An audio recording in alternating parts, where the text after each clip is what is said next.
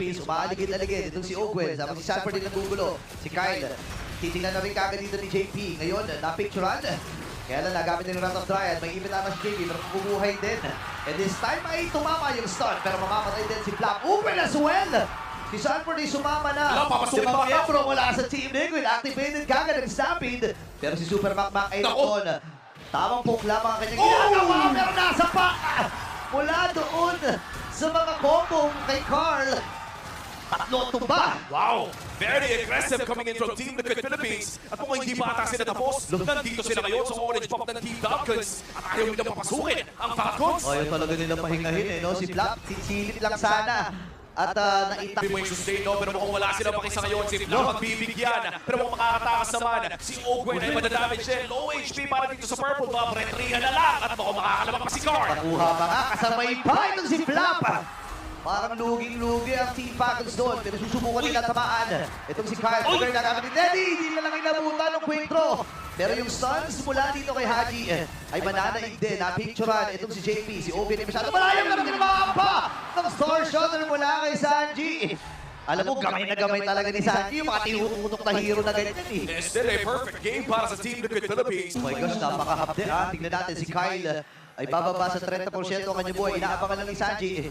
Ayan at tinututok. Ay! Ako po! Mabuti na lang. May eye-frame pa doon at saka gumilid din siya eh. Step mo ng konti. Oo, pero parang naramdaman niya eh. Nagtigil ang ang spider resistance. Alam, yung combo ngayon, no, gagamit ka na ng Astral Echo. Oy! Labag, and then it's shatter agad. Wala, Desai, baka iaagawin natin yung Purple Buff. Si Flap ay namatay! Habon naman ng Super Macmac. Napicturean yung dalawa pero hindi na umabot kasi si Super Marco ay mamamaalam din. Nagamit yung Astral Echo at si Sanji. Siguro may recall na rin. Napakatapang ng Team Liquid Philippines. Ramdam na ramdam natin na yung momentum na nawala. Kung sila, ako bibigyan din ata. Kagad ito si Owen! Susubukan niya tumakas pero hahabulin siya dito ni Teddy at si JP ang makakapatay. May Lord pa sila nakasama sa may bottom. At tuloy-tuloy ang pag-usad ng mga wave dito ng Team Liquid. Kadalasan ng mga cameraman sa video game, hindi namamatay eh. Pati sa mga pelikula, hindi namamatay. Pero sa ngayon, a 4v5 scenario, rekta ang pag-push ng Team Liquid Philippines. Kung saan nagagaling yung damage dito ng Team Liquid eh. May sa likod, sa harap, sa gilid. At si Sanji ngayon ay makakapagpatumba na Torre sa gitna. Oy, Torre naman sa may bottom na mag-guitar. Hindi tumama yung Star Shooter. Pero meron na rin Winter Crown. Itong si JP. Ready pa sila na sumubsob. Ngayon si Owen. Wow! Try lang pipicturean yung mga miyembro. Dito ng Team Liquid. Susubukan nila basagin yung top. May Lord pa sila nakasama. Pero makakadepensa ata ng tuluyan dito ang Team Falcons.